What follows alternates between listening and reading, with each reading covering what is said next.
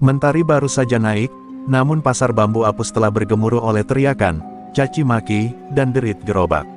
Para pedagang bersiap-siap menggelar dagangan, namun ada satu bayang yang menebar ketakutan, gerombolan Ujang Galak.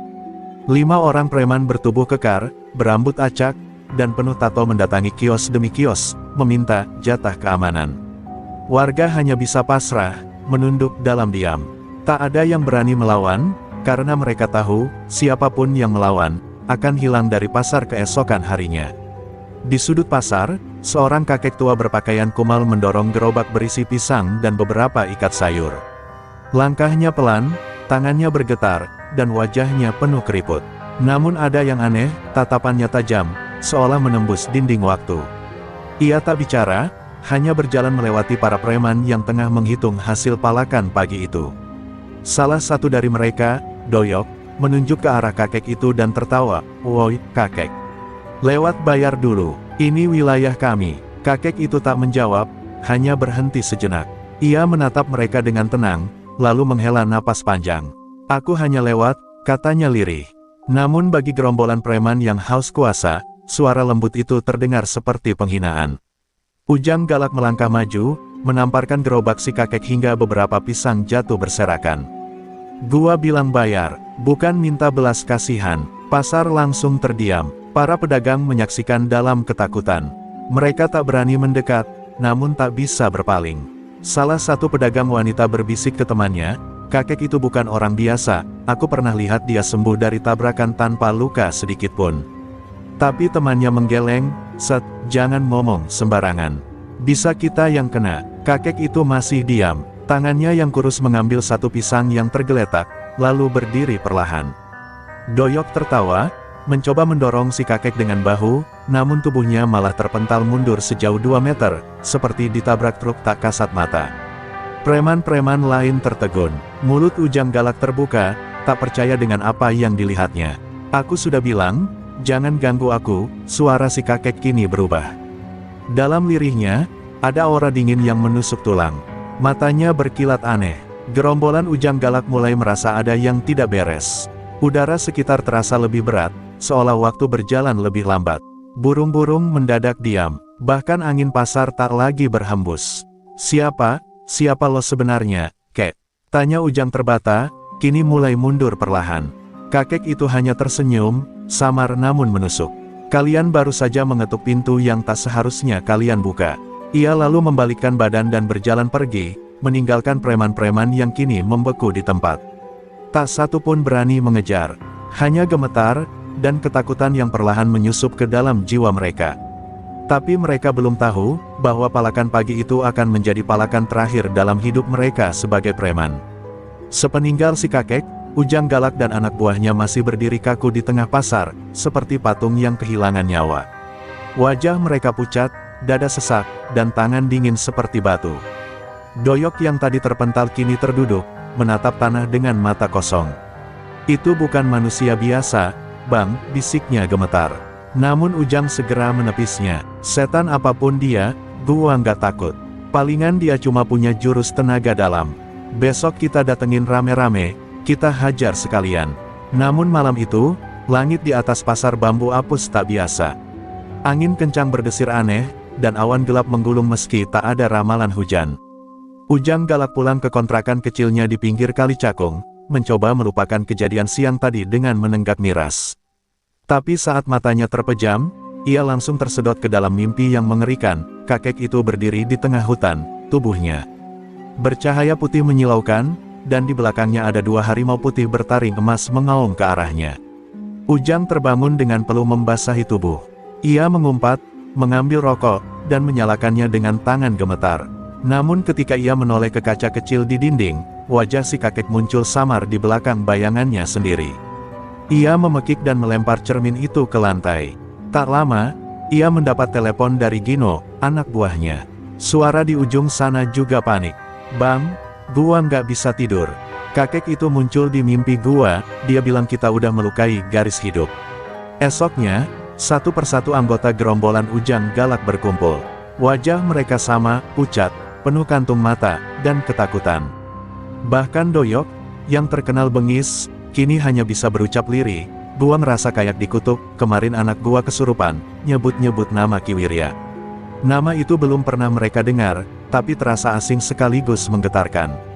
Ujang, yang biasanya keras kepala, mulai merasa bahwa ini lebih dari sekadar urusan biasa. Mereka mencoba minta bantuan ke Mang Totok, seorang dukun sakti yang biasa dipanggil warga sekitar untuk mengusir setan atau menutup aura sial. Begitu Ujang menceritakan semua kejadian, Mang Totok langsung terdiam.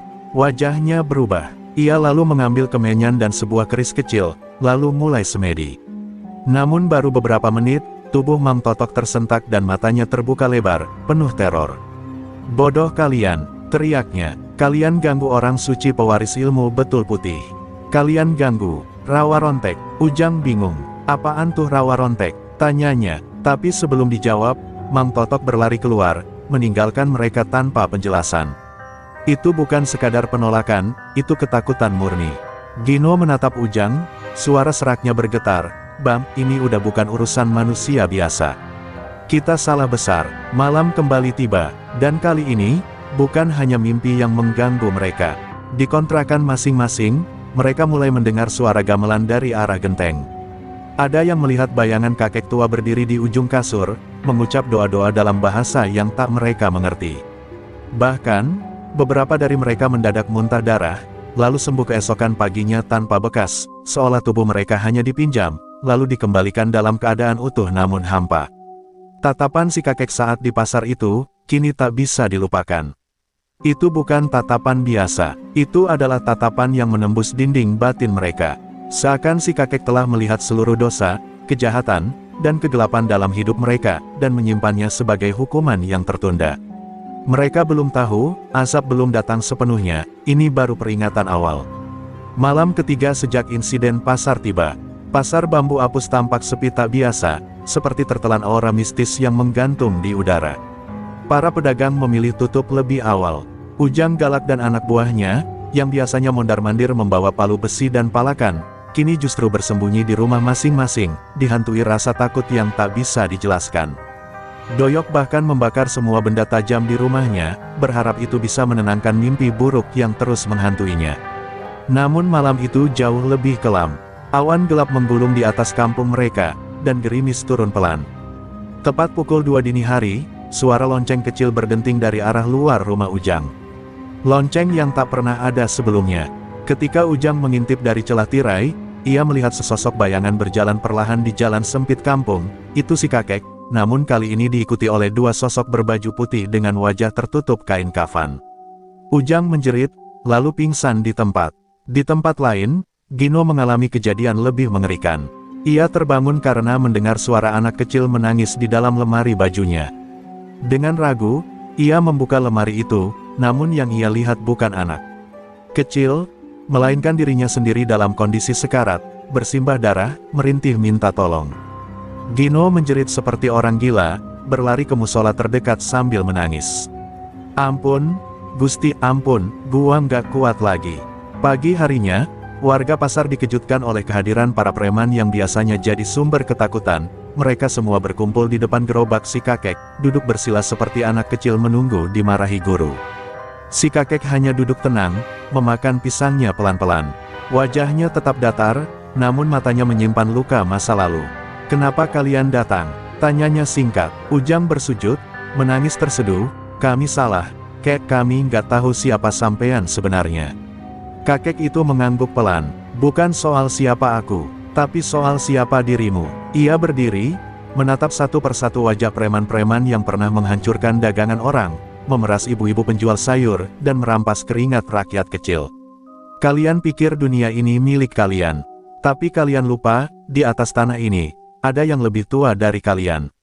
Ada yang lebih sakti dari otot, lebih tajam dari golok, yaitu doa orang teraniaya."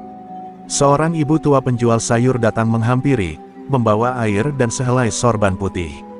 Ia memberikannya pada si kakek sambil berkata pelan, "Kakang, sudah saatnya mereka tahu siapa sampean sebenarnya."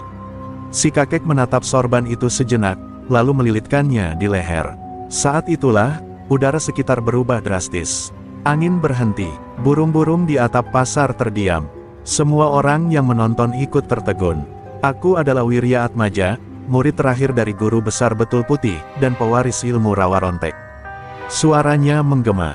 Dalam sekejap, tubuhnya yang ringkih tampak tegap dan penuh aura. Bekas luka di lengannya mulai bersinar samar. Para preman ternganga, doyok bahkan menggigil dan berkata lirih, ilmu itu udah punah sejak tahun 70-an. Si kakek, kini Ki Wirya, tersenyum tipis. Tidak punah, hanya menunggu saat untuk bangkit. Dan kalian telah membangunkannya. Ia menatap langit, seolah berbicara pada semesta. Tapi belum terlambat, kalau kalian mau berubah, masih ada pintu yang terbuka. Suasana hening, hingga akhirnya Ujang dan para preman serentak bersujud, menangis sejadi-jadinya. Bukan karena takut, tapi karena dosa-dosa lama yang tiba-tiba menghantam hati mereka seperti gelombang pasang. Hari itu, Pasar Bambu Apus menjadi saksi hal yang belum pernah terjadi seumur hidup warga. Sekelompok preman bengis bersujud di hadapan seorang kakek tua, memohon ampun seperti anak-anak yang ketahuan mencuri.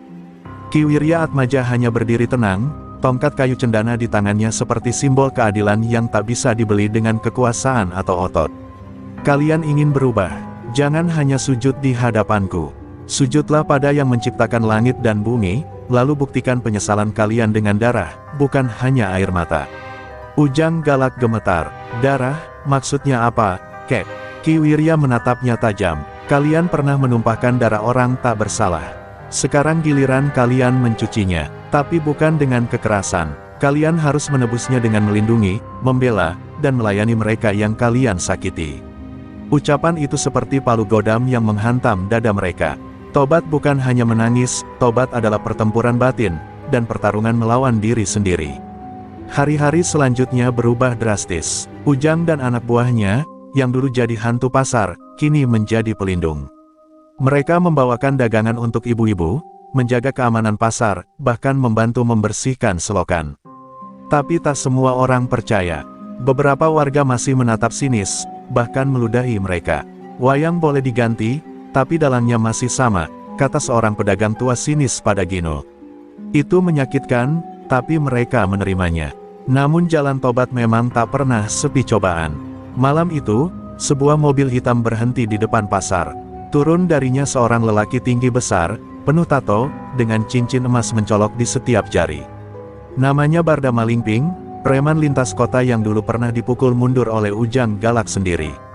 Kini, mendengar Ujang berubah jadi anak alim pasar, ia datang untuk mempermalukannya. Ujang, katanya kau sekarang murid kakek sakti. Keluar kau, kita lihat seberapa sakti pertobatanmu. Ujang maju, bukan dengan parang, bukan dengan pisau. Ia hanya membawa satu ember air dan sapu lidi. Aku sudah bukan yang dulu, Bard. Tapi Barda tertawa keras, hidup ini bukan sinetron. Sekali preman tetap preman. Tanpa basa-basi, Barda langsung menghajar Ujang. Tinju keras menghantam wajahnya, namun Ujang tidak melawan. Ia hanya bangkit, berdiri tegak, menatap Barda. Dulu aku menang karena kebencian. Sekarang aku ingin menang karena keteguhan. Warga berkerumun. Beberapa anak buah lama Ujang hampir maju membantu, tapi Ki Wirya melarang. Biarkan ia diuji. Hanya dengan darah yang jatuh dari kesabaran, ia bisa menebus semua. Barda memukul Ujang lagi dan lagi. Darah mengucur dari hidung dan mulutnya. Tapi Ujang tak membalas. Sampai akhirnya, Barda merasa aneh. Kenapa lo nggak ngelawan, Yang? Ujang menjawab pelan, karena sekarang aku tahu, yang paling kuat bukan yang bisa menghajar, tapi yang bisa menahan amarah. Suasana sunyi. Lalu, tanpa diduga, Barda tiba-tiba menjatuhkan pukulan terakhir. Tapi kali ini, tongkat Ki Wirya mendarat di tanah. Getaran halus menjalar, seketika tubuh Barda terpental seperti disambar petir, jatuh terguling hingga menabrak gerobak lontong. Ki Wirya mendekat dan berkata, aku biarkan dia membuktikan tobatnya. Tapi kalau kau sentuh muridku lagi, aku tidak menjamin nyawamu masih utuh. Barda terdiam, ia tak bisa berdiri, matanya menatap Ki Wirya, dan untuk pertama kalinya dalam hidupnya, preman lintas kota itu takut. Ujang berdiri, darah menetes dari dahinya, tapi bibirnya tersenyum. Ia telah melewati satu ujian besar. Jalan tobat memang berdarah, tapi darah yang ini suci, karena lahir dari keberanian untuk berubah. Dan malam itu, satu preman lagi mulai goyah hatinya. Barda pulang tanpa mengucap sepatah kata, Tapi semua tahu, ia akan kembali, dan membawa lebih banyak kegelapan. Malam berganti pagi, tapi suasana di pasar bambu apus tak kunjung reda. Setelah peristiwa bentrokan Ujang dan Barda, para pedagang mulai sadar, perubahan itu nyata. Tapi di sisi lain, badai yang lebih besar mulai bergerak dari selatan. Di sebuah warung remang-remang di kawasan Ciputat, Barda duduk dengan tubuh penuh perban, menatap kosong gelas kopi yang sudah dingin. Di hadapannya, berdiri seorang lelaki botak dengan mata menyala merah, Bang Madok, preman paling ditakuti dari selatan Jakarta yang dikenal suka beresin urusan gagal bayar. Kau dipermalukan kakek renta dan mantan preman pasar, ejek Bang Madok. Barda menggertakkan gigi. Kau tidak tahu ilmunya, tongkatnya bisa bikin jantung berhenti berdetak tanpa menyentuh kulit. Dan muridnya, si Ujang itu, dia rela dihajar tanpa balas. Itu yang bikin aku kalah. Madok tersenyum miring. Kalau begitu, biar aku yang berurusan. Aku tak percaya pada ilmu-ilmu tua. Dunia sekarang bukan milik orang sabar, tapi orang yang berani membantai lebih dulu. Sementara itu, Ki Wirya duduk bersila di bawah pohon jambu belakang pasar. Di hadapannya, Ujang dan para anak buahnya yang kini memanggilnya dengan sebutan guru. Ujian pertama telah kalian lewati, tapi ujian berikutnya lebih ganas. Dendam orang yang terhina jauh lebih berbahaya dari dendam orang yang dirampas, ucapnya tenang. Gino angkat bicara, Guru, kami siap. Kami tak akan melawan dengan kekerasan, tapi kami juga tak akan lari. Ki Wirya tersenyum lirih. Kalimat itu sudah cukup, membuatku bangga. Sore menjelang ketika kabar buruk datang, salah satu mantan preman, Arman Kopling, yang baru membuka warung kopi kecil, ditemukan babak belur di gang belakang pasar. Di tembok berdarah tertulis pesan, ini baru pemanasan dari Madok. Suasana mendadak berubah mencekam. Ujang mendatangi Arman yang terbaring di pos ronda, wajahnya bengkak dan dadanya sesak. Dia bukan manusia biasa, yang matanya merah, tangan dingin seperti es, dan dia bilang akan membakar pasar ini kalau lo masih terus main alim. Keesokan harinya, pasar bambu apus benar-benar didatangi pasukan Madok. Bukan hanya preman, tapi juga debt kolektor, pengangguran keras kepala, dan petarung jalanan yang haus darah. Mereka masuk pasar seperti kawanan serigala haus mangsa. Para pedagang ketakutan, beberapa berusaha menutup lapak lebih cepat. Tapi Ujang dan kawan-kawan berdiri di pintu masuk. Kalau kalian datang mau belanja, silakan. Tapi kalau mau bikin onar, aku akan berdiri di sini sampai mati, ucap Ujang lantang. Madok melangkah maju, menatap tajam. Kau pikir kau bisa jadi pahlawan, Yang? Dunia ini milik yang paling kejam. Sebelum Ujang sempat menjawab, sebuah suara berat menggema dari kejauhan. Kejam tidak sama dengan kuat, Madok. Ki Wirya muncul di tengah pasar, mengenakan jubah putih kusam dan membawa tongkat rawa rontek yang mulai bergetar. Semua mata tertuju padanya. Udara mendadak dingin. Seekor kucing yang lewat pun mendadak membungkuk, seperti merasakan aura leluhur. Madok tersenyum sinis. Akhirnya, si kakek keramat muncul juga. Tapi Ki Wirya hanya menatapnya tajam, lalu berkata lirih, aku tak akan menghentikanmu, Madok. Tapi langit akan. Tiba-tiba, langit mendung, angin berhembus kencang, dan daun-daun beterbangan seperti badai kecil. Preman-preman Madok mulai goyah. Di hadapan semua, Ki Wirya menancapkan tongkatnya ke tanah, dan bumi bergetar sejenak. Malam ini, roh betul putih akan menuntut keadilan. Madok tertawa, tapi gelisah mulai merambat di matanya. Ia sadar, ia tak sedang melawan manusia, tapi sedang menantang kekuatan warisan gaib yang telah lama tertidur di tubuh seorang kakek renta yang tak lagi takut pada apapun. Dan malam itu, langit menyimpan kemarahan yang akan segera dilepaskan.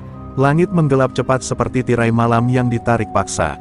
Angin berputar kencang, mengangkat debu dan daun-daun kering dari seluruh sudut pasar. Di tengah pusaran itu, Ki Wirya berdiri tegak dengan tongkatnya yang memancarkan cahaya keperakan samar. Suara dari ujung lidahnya menggema pelan, jiwa-jiwa yang congkak, bersiaplah jadi saksi murka tanah ini. Madok yang awalnya hanya tersenyum mengejek, kini mulai merasa ada sesuatu yang tidak wajar. Napasnya berat, matanya berkedut, entah kenapa dadanya terasa sesak, seperti dihantam dosa yang tak ia kenali. Tanpa perintah, salah satu anak buah Madok maju, membawa rantai baja dan mengayunkannya ke arah Ki Wirya. Tapi sebelum rantai itu menyentuh tubuh si kakek, suara ledakan halilintar terdengar keras. Rantai itu meledak di udara, serpihannya beterbangan, dan lelaki bertubuh kekar itu terhempas 10 meter ke belakang, mulutnya berbuih. Semua yang menyaksikan terdiam, bahkan Madok, untuk pertama kalinya, mematung. Apa itu barusan? Gumamnya. Ki Wirya tetap diam, hanya menatap sekeliling dengan mata tajam penuh aura gaib. Ujang melangkah maju, berdiri di samping gurunya. Biarkan aku, guru, aku yang akan hadapi Madok. Tapi Ki Wirya menggeleng pelan. Belum saatnya kau menanggung darah. Hari ini bukan untuk membuktikan siapa paling kuat, tapi untuk menyucikan tanah dari nafsu yang membusuk. Ki Wirya lalu mencabut tongkatnya dari tanah. Dalam sekejap, cahaya putih terang menyelimuti sekeliling mereka. Udara menjadi berat, langkah kaki para preman Madok seolah membeku. Tubuh mereka tak bisa digerakkan. Mereka seperti diikat oleh sesuatu yang tidak terlihat. Madok mencoba bergerak, tapi kakinya menancap ke tanah seolah tertarik akar-akar gaib. Apa-apaan ini? Lepaskan aku, tua bangka! Teriaknya. Ki Wirya mendekat, matanya berubah menjadi putih bersih. Kau bukan hanya merusak pasar, kau bangunkan roh-roh penjaga yang sudah lama tidur. Kau akan jadi tumbal pertama bagi pembersihan ini. Madok mencoba berteriak lagi, namun suaranya menghilang, seolah ditelan angin. Tubuhnya perlahan terangkat setinggi 2 meter dari tanah, berputar di udara seperti pusaran karma. Para preman lain menyaksikan itu dengan mata berkaca-kaca. Beberapa dari mereka mulai berlutut, menggigil. Ampuni kami hanya ikut-ikutan, kami tak tahu lirih mereka. Ki Wirya mengangguk, yang menyesali dosanya, akan diberi ampun. Tapi yang menantang langit, akan dikembalikan ke tanah dengan paksa. Ia mengangkat tongkatnya, lalu mengetukkan ujungnya ke tanah 3 kali. Dor, dor, dor, suara itu menggema seperti pukulan palu takdir. Madok jatuh keras ke tanah, tubuhnya mengejang lalu pingsan. Tapi ajaibnya, ia masih bernyawa.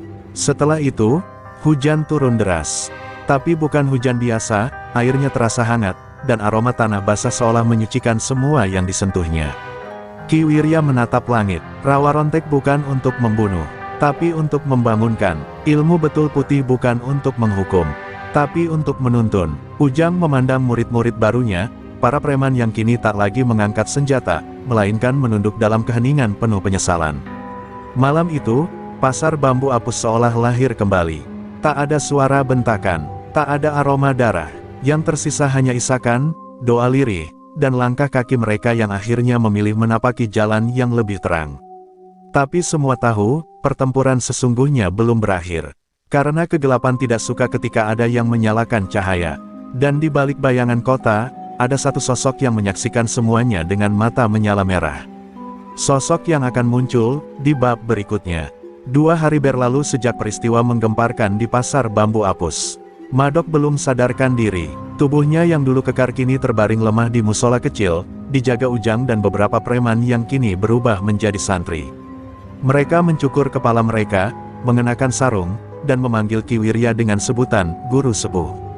Namun ketenangan itu seperti riak di permukaan air sebelum badai besar datang.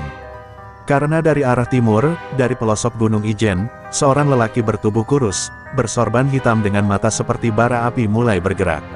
Namanya Ki Lemah Abang, guru ilmu hitam, dan sekaligus, musuh lama Ki Wirya.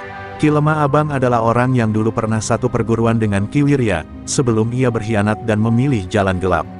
Ia pernah mencoba merebut pusaka betul putih namun gagal. Sejak saat itu, ia menghilang di tengah kabut pegunungan, membangun kekuatan, menyerap ilmu-ilmu hitam dari kitab terlarang, dan bersumpah akan menghancurkan siapapun yang menyandang gelar pewaris betul putih. Kini, begitu ia mendengar nama Ki Wirya kembali bergema di tanah Jawa, amarah lamanya bangkit seperti lava yang menyembur dari kawah dendam. Malam itu, angin berhembus lebih kencang dari biasanya. Ujang, yang sedang mengaji di sudut pondok, mendadak merasa dadanya sesak. Seekor burung gagak jatuh di hadapannya, matanya membeku, paruhnya menghitam. Ujang memanggil Ki Wirya, si kakek segera berdiri dari duduknya, sorot matanya berubah tajam. Ia datang, gumamnya lirih. Bayangan lama yang kutinggalkan di timur. Ia datang dengan niat mengubur kita bersama cahaya ini. Ujang menelan ludah, tangannya mengepal. Guru, aku siap bertarung. Ki Wirya hanya tersenyum samar. Rawa Rontek bukan untuk adu kekuatan, tapi untuk menggugah ruh. Jika kau hadapi dia dengan emosi, kau akan binasa. Di langit, awan mulai membentuk lingkaran hitam. Di tengahnya, cahaya merah menyala seperti mata iblis mengintai dari celah dimensi. Petir menyambar tak menentu. Ki Lemah Abang telah membuka pintu antara dunia nyata dan jagat halus. Di tengah suara petir, terdengar suara serak menyerupai erangan dan tawa. Wirya, aku datang menjemput dendam. Kau siap mati sebagai tua bangka yang terlambat sadar. Malam itu pasar kembali mencekam. Warga mengunci pintu, lampu-lampu padam, dan angin membawa suara-suara aneh yang membuat bulu kuduk berdiri. Dari arah jalan masuk pasar, sosok berjubah hitam berjalan pelan. Di sekelilingnya, tanah menghitam, bunga layu, dan binatang berlarian tak tentu arah. Ki Lemah Abang tidak datang sendiri. Ia membawa murid-murid ilmu hitam, para manusia kerasukan yang tertawa tanpa suara dan menangis tanpa air mata. Mereka bukan manusia utuh. Mereka adalah wadah kosong yang diisi dendam. Ki Wirya berdiri di tengah pelataran pasar yang kini sunyi. Tongkat rawa rontek ia tanamkan kembali ke tanah. Suara zikir lirih mulai terdengar dari mulutnya. Ujang dan para mantan preman berdiri di belakangnya, membentuk lingkaran perlindungan. Ini bukan hanya tentang mempertahankan pasar. Ini adalah tentang menegakkan kebenaran yang telah lama diinjak-injak oleh kekuatan kegelapan. Di kejauhan, Ki Lemah Abang menghentikan langkahnya. Apa kau masih mengandalkan tongkat dan doa, Wirya? Aku datang dengan kekuatan dari neraka. Ki Wirya menatapnya, tenang. Kekuatan dari neraka hanya akan memakan tuannya sendiri. Tapi cahaya dari langit, akan terus menyinari bahkan di kubur terdalam. Dan malam itu, dua kekuatan kuno akhirnya bertemu kembali.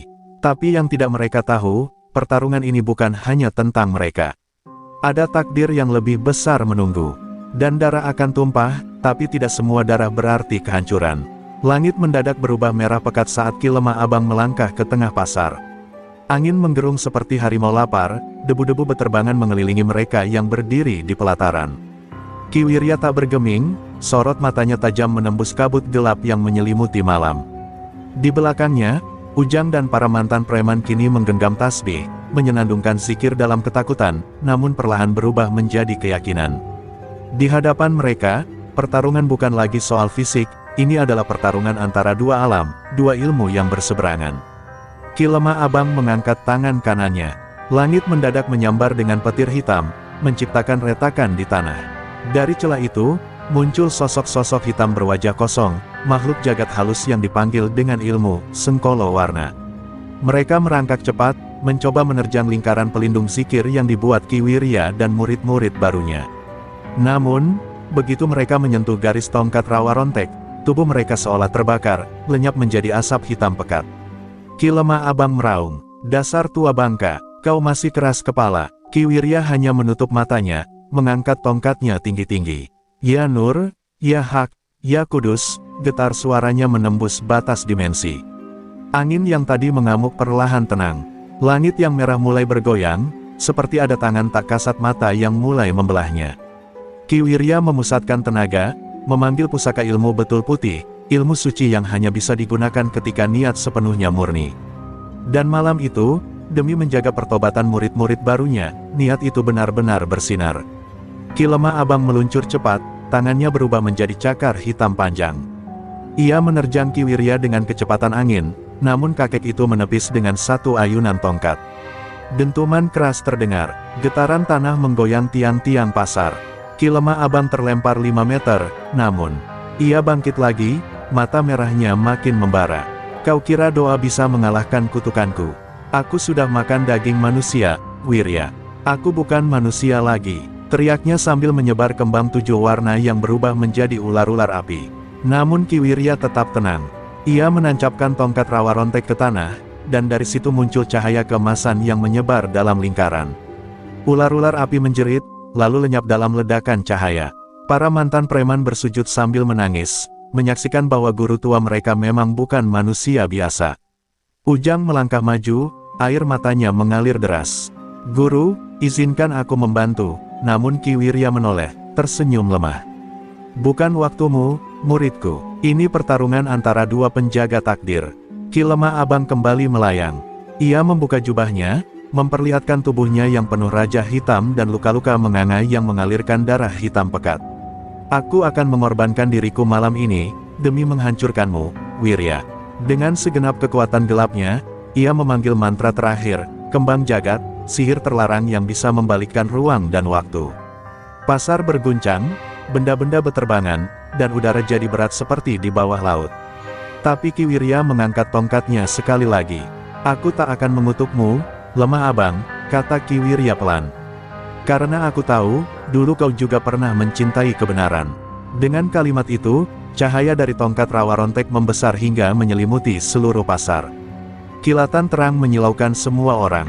Dan saat cahaya itu hilang, Ki lemah abang sudah berlutut. Tubuhnya lemas, darahnya mengering, dan wajahnya menua puluhan tahun dalam sekejap.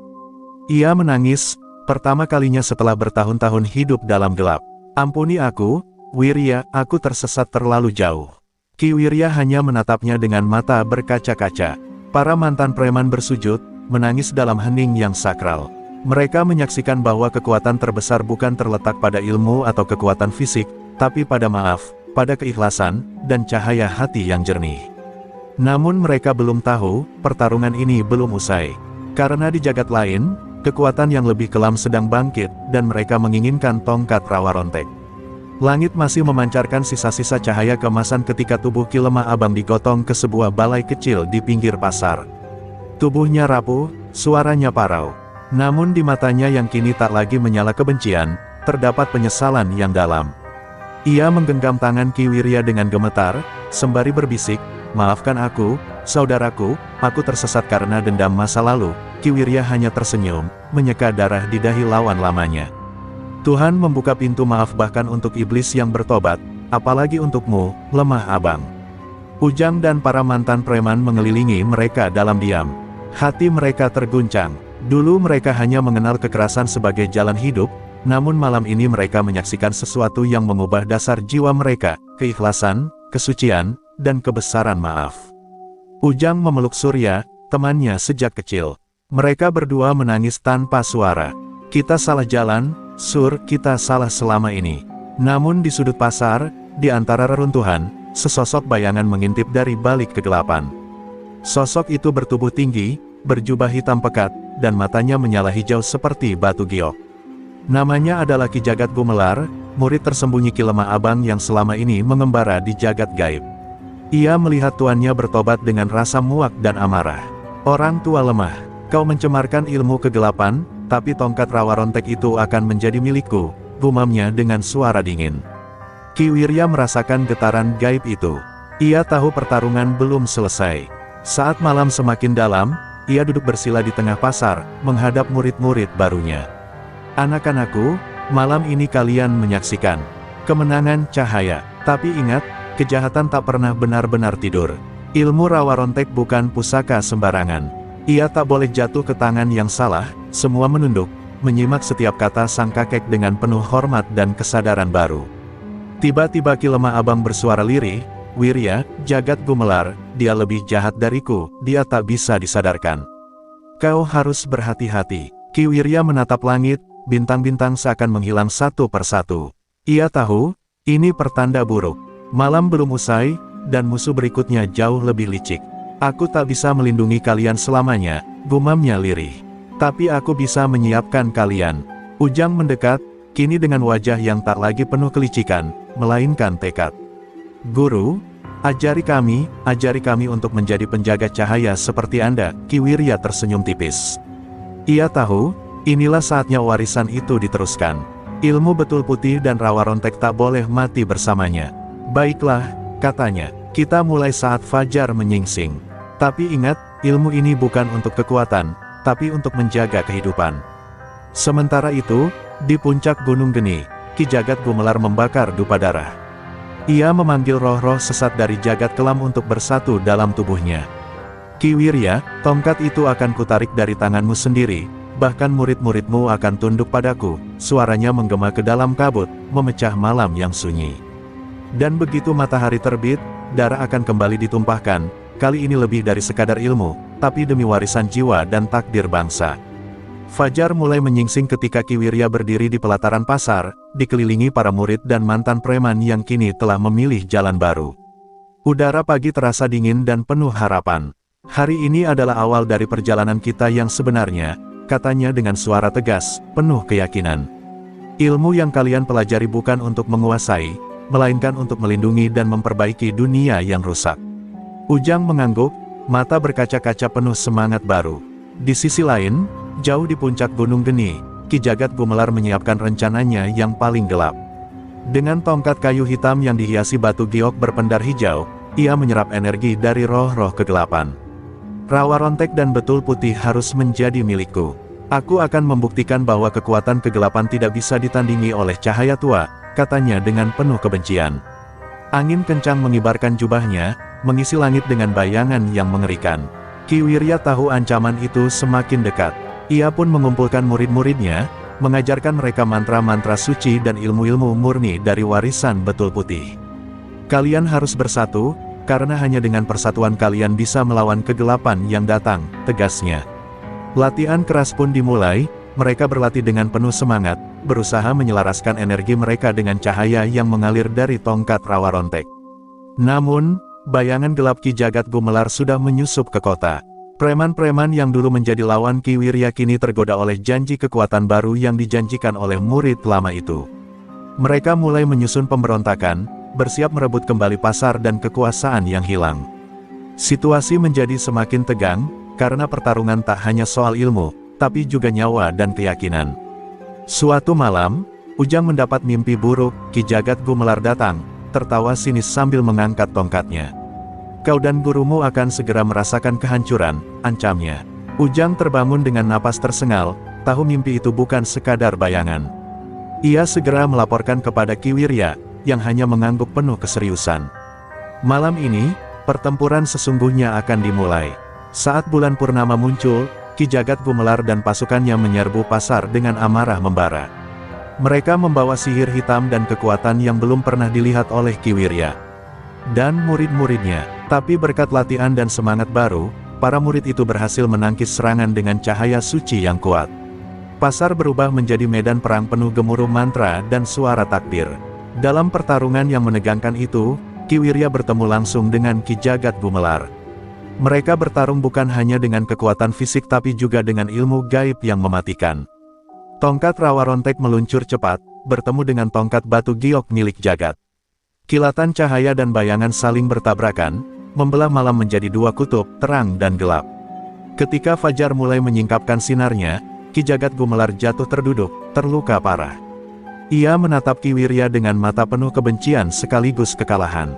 Ini belum berakhir, Wirya, aku akan kembali, bisiknya.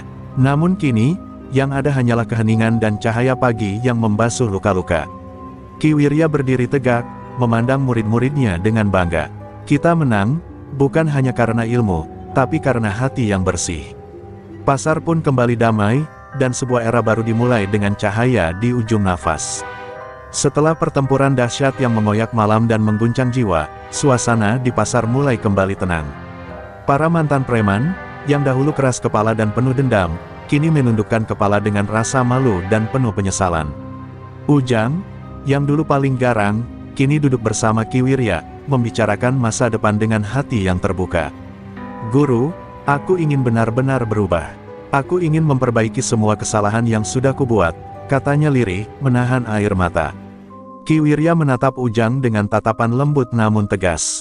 Perubahan adalah jalan yang berat, tapi bukan tidak mungkin. Ilmu Rawa Rontek dan Betul Putih bukan hanya tentang kekuatan, tapi juga tentang tanggung jawab. Kau harus mengisi kekosongan yang dulu kau ciptakan dengan kebaikan dan keberanian. Suasana hening sejenak, kemudian disambut angin segar dari pagi yang menandakan awal baru. Para murid dan mantan preman berkumpul di sebuah lapangan kecil, mulai mengorganisasi diri mereka menjadi penjaga keamanan pasar sekaligus pelindung masyarakat. Mereka tidak lagi mengandalkan kekerasan sembarangan, melainkan disiplin ilmu dan nilai-nilai luhur yang ditanamkan Ki Wirya. Perlahan, warga sekitar yang dulu takut mulai tersenyum dan merasa aman kembali. Ini bukan hanya kemenangan ilmu, tapi kemenangan hati, ujar seorang pedagang kecil sambil menatap para pemuda itu. Namun di balik kedamaian ini, bayangan gelap masih mengintai. Ki Jagat Gumelar yang terluka parah tidak hilang begitu saja. Dalam persembunyian, Ia menyiapkan strategi licik untuk merebut kembali tongkat Rawa Rontek dan menguasai dunia bawah tanah dengan kekuatan gelapnya. Mereka pikir ini sudah berakhir. Ini baru permulaan, gumamnya, mempersiapkan para pengikut setianya untuk serangan balasan. Sementara itu, Ki Wirya mulai merancang sebuah pesantren kecil yang khusus mengajarkan ilmu betul putih dan Rawa Rontek kepada generasi muda. Ia ingin ilmu ini menjadi warisan yang suci dan terjaga, bukan alat kekerasan dan penindasan. Kita harus membangun bukan hanya kekuatan, tapi juga karakter, katanya pada murid-muridnya. Mereka mendengarkan dengan penuh semangat, siap menyambut masa depan dengan tekad dan keikhlasan. Ujang dan kawan-kawan pun mulai menebar kebaikan, membantu warga, menjaga keamanan tanpa ancaman dan kekerasan. Mereka perlahan menjadi pahlawan di mata masyarakat, berubah dari sosok yang menakutkan menjadi pelindung yang dihormati. Namun, di hati mereka tetap terpatri pelajaran dari Ki Wirya, kekuatan sejati adalah ketika kita mampu mengendalikan diri dan memilih kebenaran, bukan kekerasan. Malam-malam pun berlalu dengan damai, tapi Ki Wirya tak pernah lengah. Ia tahu ancaman akan datang lagi, dan ia harus mempersiapkan murid-muridnya. Pertempuran bukan hanya soal fisik, tapi juga tentang iman dan semangat. Kalian harus siap melindungi warisan ini dengan seluruh jiwa kalian. Para murid mengangguk, menyadari tanggung jawab besar yang kini mereka emban. Akhirnya, Ki Wirya berdiri di atas bukit kecil, memandang ke arah kota yang mulai pulih. Cahaya matahari pagi menyinari wajahnya yang penuh keteguhan. Ini bukan hanya tentang ilmu, ini tentang perubahan. Dan aku percaya, dengan hati yang bersih, kita bisa membawa terang di tengah kegelapan, bisiknya penuh harap. Dan demikianlah, jalan baru terbuka, bukan hanya untuk mereka, tapi untuk seluruh bangsa yang haus akan keadilan dan kedamaian.